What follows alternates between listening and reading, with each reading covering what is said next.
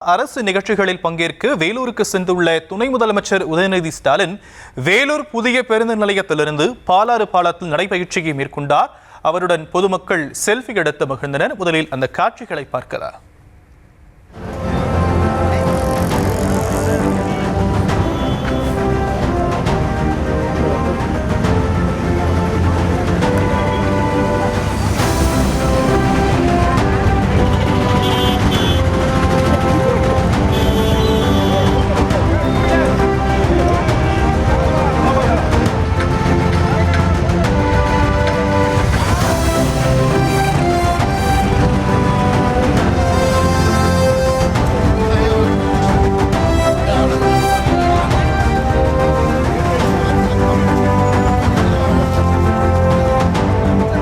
இது பற்றிய மேலும் விவரங்களை செய்தியாளர் முரளி வழங்கலாம். கேட்கலாம்.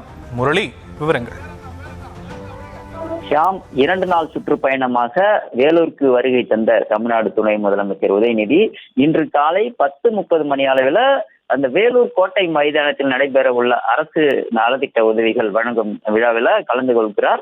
இதற்காக நேற்று மாலையே உதயநிதி அவர்கள் வேலூருக்கு வருகை தந்த நிலையில் வேலூர் புதிய பேருந்து நிலையம் அருகே உள்ள ஒரு தனியார் ஓட்டலில் அவர் தங்கியிருக்கிறார். இந்த நிலையில் இன்று காலை நடைபயிற்சி மேற்கொள்வதற்காக அந்த புதிய பேருந்து நிலையத்திலிருந்து அந்த ஓட்டலை விட்டு வெளியே வந்த அவர் இந்த பாலாற்று பாலத்தின் மீது சென்று இந்த பாலாற்றை பார்வையிட்டவாறு விருதம்பட்டு வரை நடைபயிற்சி மேற்கொண்டார். மீண்டும் அங்கிருந்து வேலூர் கிரீன் சர்க்கிள் வழியாக வேலூர் கோட்டை வரை சென்று உதயநிதி அவர்கள் நடைபயிற்சி மேற்கொண்டார்.